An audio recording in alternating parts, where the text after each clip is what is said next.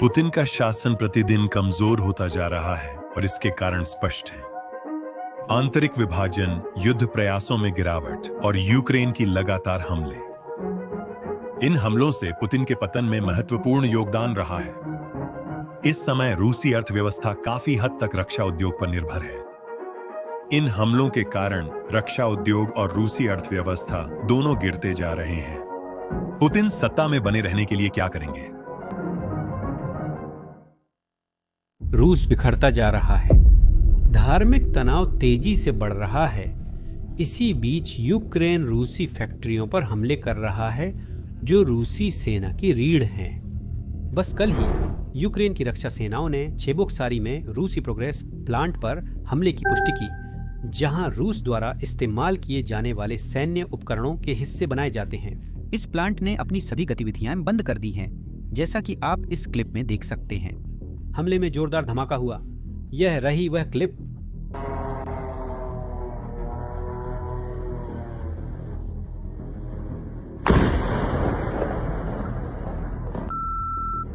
Ukraine के अनुसार यह प्लांट भारी युद्ध उपकरणों के लिए मुख्य घटक बनाता है, जैसे इलेक्ट्रोमैकेनिकल ड्राइव्स और हाइड्रोलिक सिस्टम कंट्रोल यूनिट्स। ये प्लेटफॉर्मों के संचालन के लिए बेहद जरूरी है, जैसे कि सेल्फ प्रोपेल्ड होवित्जर और इस्कंदर मिसाइल सिस्टम। इन सिस्टम्स के बिना मिसाइलें लक्ष्य तक नहीं पहुंच पाएंगी। प्रोग्रेस प्लांट मार्गदर्शन, स्थिरीकरण और उड़ान नियंत्रण सिस्टम्स की आपूर्ति करता है, जिन्हें असेंबली चरण में एक फ्लाइट सिस्टम में एकीकृत किया जाता है। एक अलग उत्पादन लाइन कॉमेट प्रकार के मॉड्यूल्स की है। ये navigation device, global navigation satellite system और ग्लोबल पोजीशनिंग सिस्टम्स के साथ काम कर सकते हैं और सिग्नल जैमिंग से सुरक्षित हैं। ऐसे मॉड्यूल्स का इस्तेमाल कई हाईटेक हथियारों में किया जाता है, जैसे कि Iskander M, Kalibr X101, X69, aviation glide bomb, ऑनरलान 10, लैंसेट ड्रोन और शहीद प्रकार के कामिकाजे ड्रोन के नए वेरिएशन में। अब रूसी फैक्ट्रियों पर हमलों का एक और महत्वपूर्ण हिस्सा यह है कि निश्चित रूप से वे यूक्रेन की फ्रंट लाइन पर मदद कर रहे हैं, लेकिन वे रूसी अर्थव्यवस्था को भी नुकसान पहुंचा रहे हैं। एक ऐसी अर्थव्यवस्था जो अब वास्तव में पूरी तरह से अपनी रक्षा उद्योग पर निर्भर है। जब भी हम रूसी अर्थव्यवस्था की चर्चा करते हैं, रूसी बोट्स तुरंत बताते हैं कि रूसी अर्थव्यवस्था अभी भी विकसित हो रही है, भले ही वह दुनिया व मानव इतिहास में सर्वाधिक प्रतिबंधित देश बन गया हो। पुतिन अपनी रक्षा उद्योग को निधि देने के लिए मुद्रा छाप रहे हैं, इसलिए ही ऐसा हो रहा है। रक्षा आधारित जीडीपी वृद्धि टिकाऊ नहीं है। मान लीजिए आपने एक टैंक बनाया है, वो टैंक यूक्रेन पहुंचने के बाद नष्ट हो गया। आप $1 करोड़ को जीडीपी में जोड़ सकते हैं, लेकिन अंततः आपके पास दीर्घकालिक रूप से दिखाने के लिए कुछ नहीं होगा। लंबे समय तक ऐसी जीडीपी वृद्धि रूस और भविष्य की रूसी जनसंख्या के लिए बेहद खराब समाचार है। फिर भी पुतिन 78 साल के हैं। उन्हें रूस के भविष्य की सच में कोई परवाह नहीं है। परंतु यूक्रेन के दृष्टिकोण से ये उचित लक्ष्य है, क्योंकि ये रूसी अर्थव्यवस्था और सेना के लिए अत्यंत महत्वपूर्ण है। और यूक्रेन को इसकी कीमत सिर्फ कुछ $1000 के ड्रोन में चुकानी पड़ रही है, जबकि इससे रूस की सैकड़ों मिलियन डॉलर की फैक्ट्रियां और रूसी अर्थव्यवस्था तबाह हो रही है। याद रखिए, हर युद्ध असल में अर्थव्यवस्था का युद्ध होता है। यहाँ हमारे अपने पॉडकास्ट में एक अर्थशास्त्री इसे समझा रहे हैं। क्योंकि मैं बार बार ये रिपोर्ट्स देखता रहता था कि रूस लगातार नागरिक बुनियादी ढांचे को निशाना बना रहा है, जो मुझे व्यक्तिगत रूप से समझ में नहीं आता था। जैसे कि वे अपनी सीमित गोला बारूद का इस्तेमाल सिर्फ सैन्य चीजों पर क्यों नहीं कर रहे हैं? क्या ये अर्थव्यवस्था को खत्म करने की रणनीति है? क्या ये तो मूल रूप से कोई भी युद्ध हुई वो अर्थव्यवस्था का युद्ध होता है ना? मेरा मतलब है ये निवेश पर रिटर्न जैसा है। उदाहरण के लिए अगर यूक्रेनियन हाल ही में आपने शायद रूस में हुए इन बड़े गोला बारूद डिपो के बारे में सुना होगा जो फट गए थे। तो रूस ने अरबों खरबों डॉलर खो दिए, आप जानते हैं, मूल रूप से पिछले हफ्ते में, आप जानते हैं। और इसका कारण यह था कि मूल रूप से यूक्रेन ने $10,000 या $20,000 या फिर $1 लाख के ड्रोन भेजे और उन्होंने अरबों डॉलर के गोला बारूद को नष्ट कर दिया। तो हम जिस निवेश पर लाभ की बात कर रहे हैं वो कुछ इसी तरह का है। जब रूस यूक्रेन को निशाना बनाता है तो वे उदाहरण के लिए बिजली के एक प्रमुख उत्पादक एक ऐसे प्लांट को निशाना बनाते हैं जिसकी कीमत लगभग $1 अरब मानी जाती है। उन्होंने कुछ भारी रॉकेट भेजे जिनकी कीमत कई करोड़ डॉलर थी, लेकिन आप जानते हैं आपने कई करोड़ डॉलर खर्च किए और बदले में आप $1 अरब की संपत्ति नष्ट करने में सफल रहे। और यूक्रेन को उस ऊर्जा को फिर से बहाल करने की जरूरत है, इसलिए संसाधन सैन्य उद्देश्यों के बजाय उसमें लगाए जाएंगे। सो ये एक अर्थव्यवस्था है ना? जैसा कि आपने सही तरीके से बताया, ये एक आर्थिक सवाल है। निवेश पर सबसे अच्छा रिटर्न कहां मिलेगा? अब बेवकूफी भरे निवेश और जो रूस कर रहा है वह है बिल्कुल यादृच्छिक नागरिक ठिकानों को निशाना बनाना जिनका कोई महत्वपूर्ण रणनीतिक या आर्थिक मूल्य नहीं है। उदाहरण के लिए, यदि आप अस्पताल या उसके पास सैन्य रॉकेट भेजते हैं तो आप सिर्फ जाने ले लेते हैं, लेकिन आर्थिक रूप से कुछ हासिल नहीं करते। यह सब आबादी को डराने के लिए किया जाता है। यह एक बहुत ही साधारण रणनीति है जो कि आप जानते हैं अपनाई जाती है। ये एक युद्ध अपराध है, ये करने के लिए बहुत भयानक चीज है।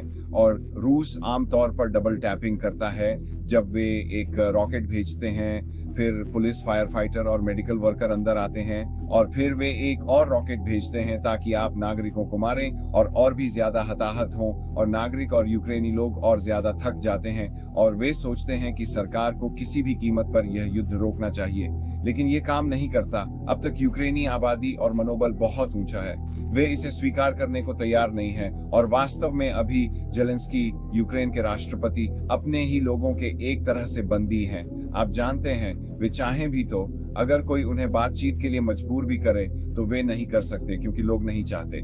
यूक्रेनी लोग ही यूक्रेन के राष्ट्रपति के व्यवहार की प्रेरक शक्ति हैं और क्योंकि उन्होंने बहुत कुछ खोया है, क्योंकि रूस ने उन पर बमबारी की है और वे इसकी आदत डाल चुके हैं।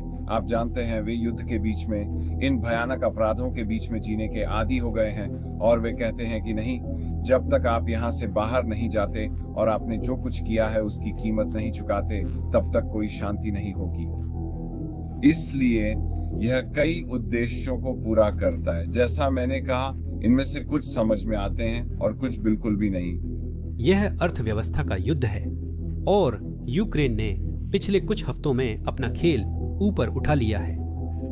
हमने कई फैक्ट्रियों को कवर किया है जिन्हें यूक्रेन ने नष्ट कर दिया है। स्थिति इतनी खराब है कि रूसी अधिकारियों ने जनता से झूठ बोलने का फैसला किया है। जैसा कि आप लोग अपनी स्क्रीन पर देख सकते हैं, रूस के कजान में एक फैक्ट्री में भीषण आग लग गई थी। रिपोर्टों के मुताबिक आग एक औद्योगिक सुविधा में लगी थी, लेकिन रूसी स्रोतों ने उसके बारे में स्पष्ट जानकारी नहीं दी। यूक्रेनी टेलीग्राम चैनलों के अनुसार यह एक गन पाउडर फैक्ट्री हो सकती है। हालांकि रूसी अधिकारियों का कहना है कि आग एक फैक्ट्री के पेंट और वार्निश वर्कशॉप से लगी है, जो कथित तौर पर सॉल्वेंट टैंक में समस्या के कारण हुई। इससे मुझे मध्य पूर्व की एक मजेदार कहानी याद आ गई।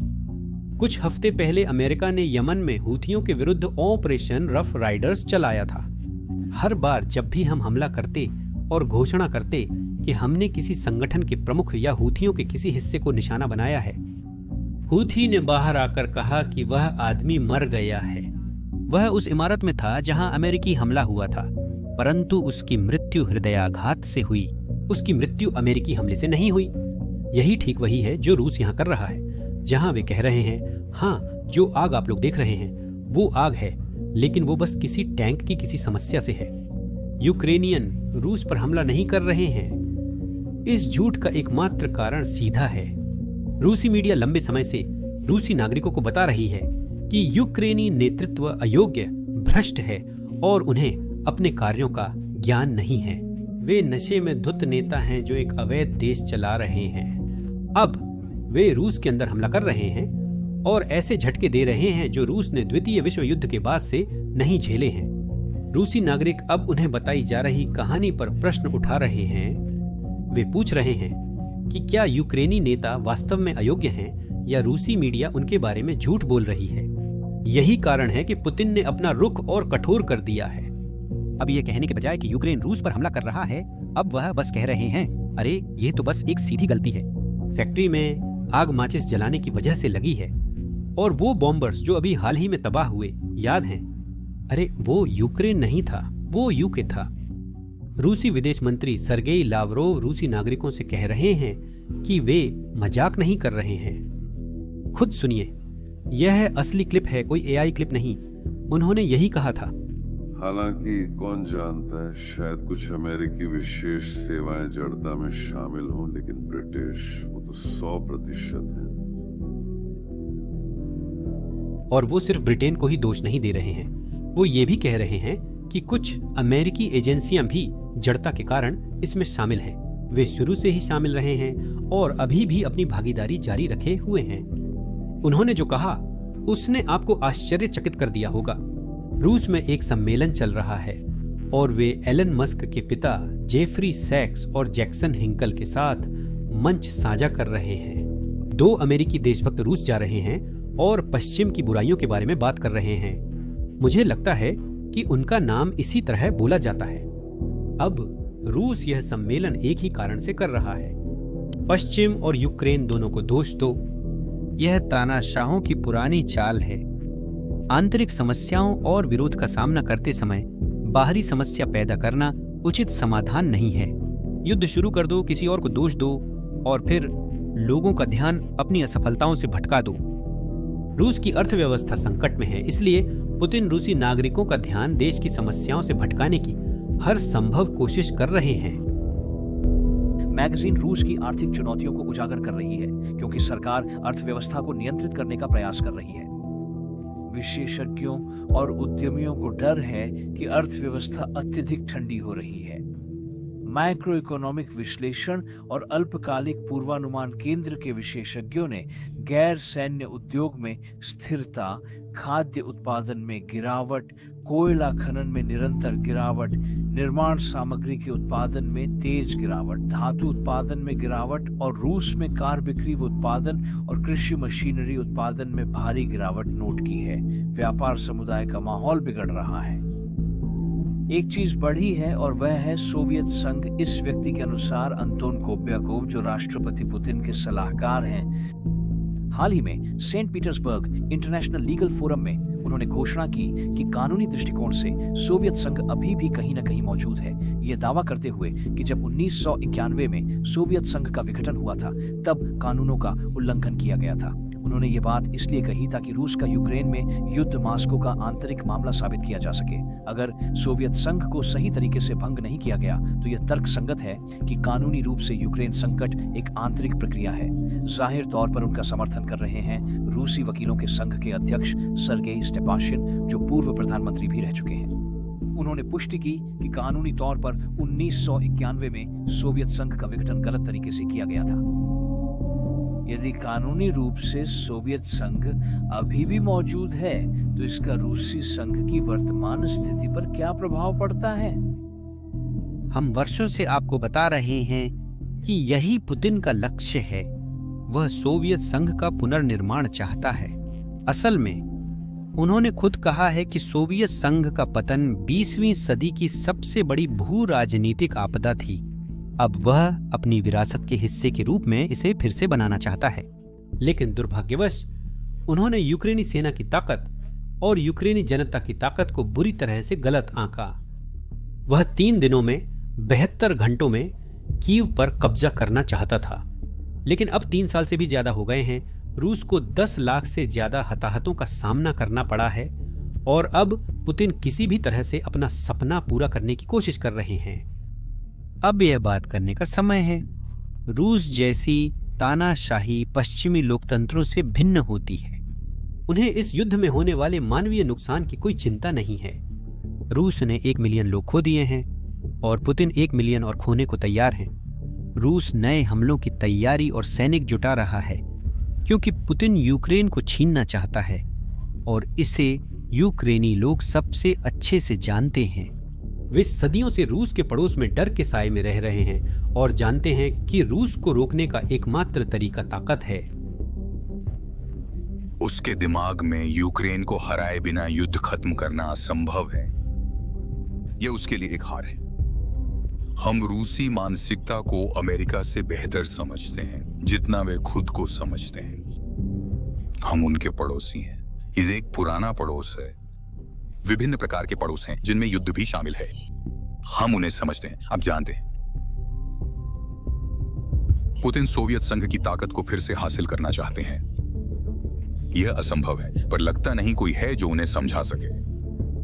मुझे पूरा यकीन है कि अपने लक्ष्य को हासिल करने के लिए उन्हें सबसे पहले यूक्रेन के जरिए इसे हासिल करना होगा, क्योंकि रूस के बाद यूक्रेन सोवियत संघ का सबसे बड़ा देश है। यह उनके लिए एक रणनीतिक लक्ष्य है। पुतिन द्वारा और सैनिकों को जुटाया जा रहा है। भले ही 1 मिलियन रूसी हताहत हो चुके हैं और 1 मिलियन से अधिक लोग पुतिन की सोच के विरोध में रूस छोड़ चुके हैं। वे पुतिन की भर्ती या इस बिना मतलब के आक्रमण का हिस्सा नहीं बनना चाहते। ये सब उपाय पुतिन को नहीं रोक पाएंगे। उसे रूसी अर्थव्यवस्था की फक्र नहीं है। उसे आम रूसी लोगों के जीवन स्तर की कोई परवाह नहीं है। रूस में लगभग 4000 स्कूलों में सीवेज सिस्टम नहीं है। रूस के शिक्षा मंत्रालय के अनुसार 3400 स्कूलों में पानी की आपूर्ति और 3500 स्कूलों में सेंट्रल हीटिंग नहीं है। तुआ क्षेत्र में 50% से अधिक स्कूलों में सीवेज सिस्टम नहीं है। लेकिन पुतिन क्या कर रहे हैं? वह रक्षा उद्योग में निवेश कर रहे हैं। वह यूक्रेन को छीनना चाहते हैं। वह अपने ही देश में निवेश करने के बजाय रूसी संघ का विस्तार करना चाहते हैं। पुतिन बड़े स्तर पर ग्रीष्मकालीन हमले की तैयारी कर रहे हैं। रूस ने सूमी के पास 50,000 सैनिकों को इकट्ठा किया है और कोस्त्यांतिनिवका पर रोजाना 25 तक गाइडेड बम गिरा रहा है। लक्ष्य है यूक्रेन की प्रतिरोध शक्ति को तोड़ना और एक प्रचारात्मक जीत हासिल करना। यह शहर, जो अब लगभग पूर्व, दक्षिण और पश्चिम से घिरा है, रूस का प्रमुख लक्ष्य बन गया है। यह शहर डोनाबास में यूक्रेन के लिए लॉजिस्टिक दृष्टि से महत्वपूर्ण है। शेष 8,500 नागरिकों में से अधिकांश को प्रतिदिन 3 बजे के कर्फ्यू से पूर्व बाहर निकाला जाता है। यूक्रेनी खुफिया एजेंसी का मानना है कि हमला इसी शहर और पोक्रोव्स्क पर केंद्रित होगा। सूमी क्षेत्र दबाव में है। रूस धीरे धीरे आगे बढ़ रहा है। यूक्रेन की 2024 की सीमा की नकल कर रहा है। उत्तर में रूसी प्रगति तेज है क्योंकि यूक्रेनी रक्षा प्रणाली पुरानी है और बड़े पैमाने पर ड्रोन हमले हो रहे हैं। गांवों को खाली किया जा रहा है। सस्ते ड्रोन हवा में फटने से यूक्रेन पर दबाव बढ़ रहा है। नई रूसी ड्रोन यूनिट रूबिकॉन यूक्रेनी आपूर्ति लाइनों को मोर्चे से 40 किलोमीटर या लगभग 26 मील पीछे तक निशाना बना रही है। यह प्रभावी है क्योंकि इसमें फाइबर ऑप्टिक नियंत्रित ड्रोन और जाम करने में कठिन फ्रीक्वेंसी का प्रयोग होता है, जो यूक्रेनी इलेक्ट्रॉनिक युद्ध प्रणालियों को चकमा दे सकते हैं। रूस प्रतिमाह 10 से 15,000 सैनिकों की भर्ती करता है, जिन्हें बड़े नकद बोनस दिए जाते हैं। यूक्रेन टिक नहीं पा रहा है। एक यूक्रेनी ड्रोन यूनिट कमांडर ने कहा, वे बार बार लहरों में भेजते हैं। उनके अधिकारी इस बात की परवाह नहीं करते कि कितने मरते हैं। 10 में से 8 मारे जाते हैं, लेकिन वे और भेजते हैं। जेलेंस्की ने कहा कि रूस की ड्रोन क्षमता बढ़ रही है और चीन रूस को ड्रोन बनाने में मदद कर रहा है, लेकिन यूक्रेन को बेचने से मना कर रहा है। इससे फ्रंटलाइन पटोही रूस के पक्ष में झुक जाती है। कुछ रूसी ड्रोन अब इतनी तेज उड़ान भरते हैं कि उन्हें रोकना बहुत मुश्किल हो गया है। यूक्रेन के पास हॉक्स और बुक्स जैसे पर्याप्त कम दूरी की वायु रक्षा प्रणाली नहीं है। पुतिन का हमला युद्ध को लंबा खींच सकता है। भले ही यूक्रेन अपनी स्थिति बनाए रखे, लेकिन इससे मोर्चा शायद न टूटे। इसकी कीमत बहुत बड़ी है। अगर इस गर्मी में कोई बड़ी सफलता नहीं मिलती है तो कूटनीति फिर से शुरू नहीं हो सकती।